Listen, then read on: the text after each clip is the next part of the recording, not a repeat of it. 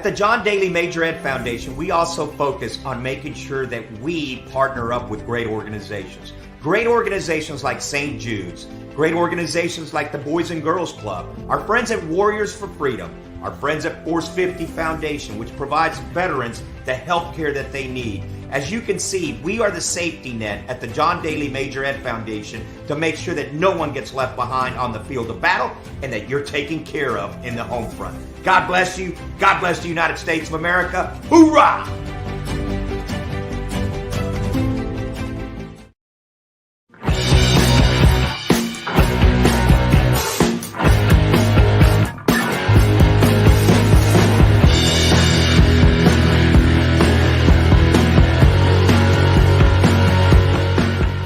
In life, things aren't scripted. If you're an athlete, we need people like you and translate those skills to officiating. You can get a lot out of it. It happens in every town, in every game. We never have a perfect game, but the rewards always outweigh the negativities.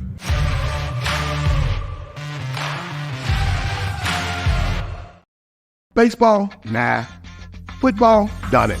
I think I'm going to go after PGA Tour. Playing on the PGA Tour is not easy. But you know what is easy? Hitting the 524 series from Tour Edge. Hitting linebackers and home runs used to be easy. Out here, you're going to need all the easy you can get. Introducing the 524 series from Tour Edge. The easiest clubs you'll ever hit.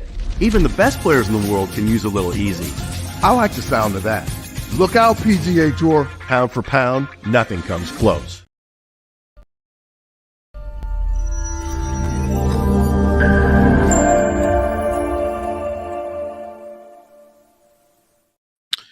Welcome back to Big's Golf Talk, BGT 2.0 on the Ignite Golf Network. And the segment is sponsored by Tour Edge Golf, golf's most solid investment. And you got to play that 524 series. It's the easiest golf club you can hit. Pound for pound, nothing comes close. TourEdge.com, and Bo knows. All right, welcome in. And this is our Masters show. And additional, as Amanda had said in her segment about Ridley having his annual comments and stuff, well, he addressed a few issues, and one of those issues, Augusta National Golf Club is one of the most prestigious golf courses in the world, as we all know, yet it does not hold a professional women's event. Fred, he explains why. He held his annual address on the eve of the 88th Masters Tournament Wednesday. He tackled a number of subjects, including providing support for the golf ball rollback, as we talked about, and lives golf's place in the sport. He also conveyed his feelings on whether a women's tournament should be held at Augusta National. He says there are some fundamental difficulties in that, Ridley said. We happily were able to find a way to have a competition for juniors and a competition for women amateurs, sort of wrapped around the Masters tournament. It just seems to fit really well. The club began the Augusta National Women's Tour back in 2019, which includes an international field of 72 young women. However, the ladies play 36 holes at Champions Retreat Golf Club and only play the final round at Augusta National. It's not like the amateur women destroy the course. They only play one round. They don't play enough holes on it to do any damage. There has also been an annual junior tournament where children have participated in the Drive, Chip, and Putt Challenge since 2013. Both girls and boys participate in this event. Women's sports is on the rise as the sport of golf. One might think it would make sense to find a way to let the LPGA stars have a crack at the Masters course. However, really doesn't see it that way. To have another tournament of any kind would be very difficult based on our season, based on the fact that it is essentially a winter and spring golf course, Ridley said. It's not open in the summer. It doesn't play the way we want it to play in the fall for a major tournament. We did have one time, and Dustin Johnson did very well on it. Due to COVID-19, the 2020 edition of the Masters was held in November. Johnson would go on to win that year and post a tournament scoring record of 20 under. It was not the same as an April Masters tournament, but it was still the traditional tournament that fans love to watch earnestly. Ridley expounded on why having one complete tournament each year is all the club can do. We really have a limited period of time we could play any additional event, Ridley said. We close in the third week of May. Then you add the element of sort of the mystique and the magic. We need to make sure that we really respect the mystique and the magic of the Masters. So we would have to think long and hard to have another golf tournament. These comments from Ridley were discouraging. It feels off-putting to allow amateur women on the course but not professional ones. What does that say to the LPGA Tour? There isn't a weekend sometime in the spring that can work? What are your thoughts, Amanda? I think probably the biggest I call BS statement in that whole thing that you read is the fact that he said it doesn't play how we would want it to play in November. There's never been a female tournament, so you have nothing to, you have no standard. So who cares if they go? But I know good and well that if they can claim that it's playing easier and the girls go shoot 15, 20 under, then all of a sudden it's going to be like, well, why do the girls shoot so well? And, and the PGA, what's going on? But that's golf. Every golf course plays different throughout the year. My country club that I go to plays very different. Right. But I think for me, I think it's an easy way for him to kind of brush it aside. I also think a big factor here you have to remember are the members. I think members are the key element here of, no, we don't want to have all these people again. Because it's not a Fred Ridley decision. It's not. He is the spokesperson on behalf. He's a chairman. He does not get all say. Right. I just, from being in the golf industry and working with members, they can be pretty rough sometimes. And I respect they pay a lot of money to be members there.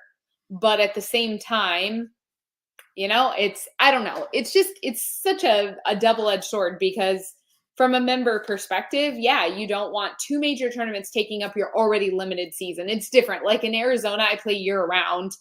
Even if they hosted 4 tournaments, it wouldn't matter. But yeah, you have May to maybe November. I don't know. Don't love it. I want to play devil's advocate. Not that I support it. I want to play devil's advocate about his statement about the additional play that is seen on the course with the mystical and magical, the way of Augusta National playing like no other golf course in the country, in the world. Okay. Right. Could that be based on, and still, by the way, allowing their members to have a season? Yeah. In all fairness, I think if they were to add an additional tournament, they may have to shut it down for the members earlier than anticipated. They would, for sure. Preserve the course. And I don't hate, we've seen this a lot. I know it's not super, super common, but we have seen it where the women and the men, it would be more advantageous for the women to play first because we don't divot take, we don't compress the ball the same.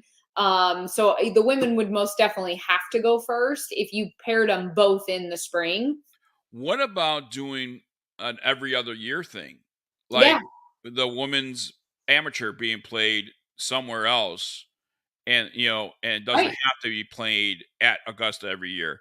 What about every other year allowing the LPGA Tour to do the same thing, play that course and play the final round at Augusta National? I just feel like there isn't, and this is the magic of the Masters in Augusta. Right. There's not another, there isn't a course that the women play on the LPGA Tour that you feel that way. Even their majors, where you're just like, wow, there's nothing like it. Right. There's some great golf, don't get me wrong, but the women haven't found their Masters.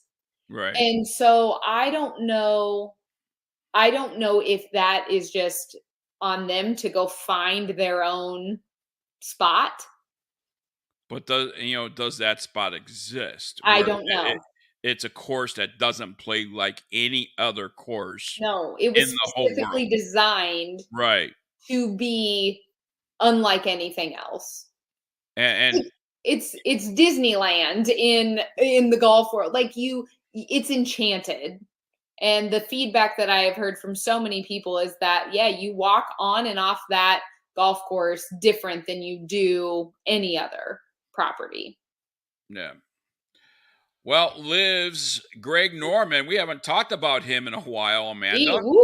Who's he again? He is in Augusta National right now, and Greg Norman never experienced the Masters as he did this week, he said. Greg Norman played in the Masters 23 times. He had 8 top 5 finishes and was the runner-up 3 times. His play during his 1981 debut there is what inspired his Great White Shark nickname. But he never experienced Augusta National Golf Club as he did Wednesday. Norman, the Live Golf chief executive for now, was like every other ticketed customer during the practice round, jostling among the crowd and walking outside the ropes as he watched players prepare for Thursday's opening round. Walking around here today, he says, there's not one person who said to me, "Why did you do Live?" He said in a brief interview on the course, there's been hundreds of people, even security guys, stopping me saying, "Hey, what are you doing? What you're doing is fantastic." To me, that tells you what we have and the platform fits within the ecosystem. And it's good for the game of golf. Liv's presence at the Masters has added intrigue to the storied tournament and stirred questions about the field. 13 of the 89 players in this year's event come from the Live circuit, a number that would surely be higher if Live events were recognized by the official World Golf Ranking System. Past champions such as Phil Mickelson, Jon Rahm, Dustin Johnson are automatically invited to compete. But several Live golfers who are enjoying the strong seasons had no pathway to Augusta National, including Abraham Ancer, Paul Casey, Louis Oosthuizen, and Taylor Gooch. There's probably a couple that have been overlooked that should be in, Norman said. What is the number?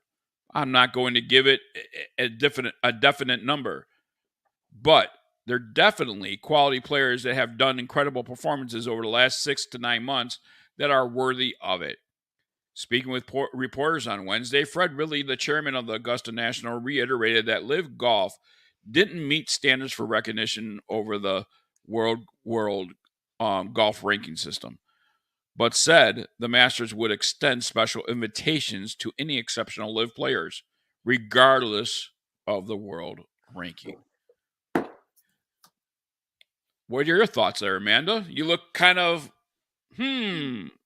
Well, back to that whole, you chose to go play with Live Golf. You chose. And here's my thing, because from the beginning, I've never wavered. I think it's great. Go for it. Go do it. I was never a hater on guys. Like, I'm also not in their world going through the business piece of it. So I don't know. I can only speak from like an outsider's perspective. Great. Go do it. Yep. What I don't love is if you've made a choice. I'm not saying you're a citizen. You can go to the Masters, but if you are Greg Norman, you're not just incognito. You know that you're Greg Norman, and you know you're going to stir up dust when you are walking around the Masters, and now bringing some of that spotlight onto you, doing interviews, talking about it. He knows very well what he's doing. He's not dumb. I don't love that piece. I don't love it. I think that is, if anything, go do your thing and stay out of it. I think showing up at the Masters is just you trying to cause a little bit of stir. Don't love it. Yeah, I mean, it is a different experience, right? When you walk in as a fan. Sure. But he's Greg Norton. You can't hide the fact. You can't. He's a very recognizable individual, right? The hat. Every human. Every there's just people. Sam Burns could walk in the airport and not be recognized. Amen. Sam Ryder's the same way. My Yep. buddy plays on the LPGA tours and the Ryder commercials for Ryder Truck and Ryder, rentals. Yeah, another guy could walk in an place and nobody's going to recognize him. Right. Phil Mickelson, you're going to recognize. Tiger Woods, There's you're those recognize. staple players, and he knows that. He's not dumb. So it's like, were you going there to fish some compliments, or were you going there just to get some eyes on you and get Liv talked about again in the middle of, like, let the Masters go be the Masters then. Right.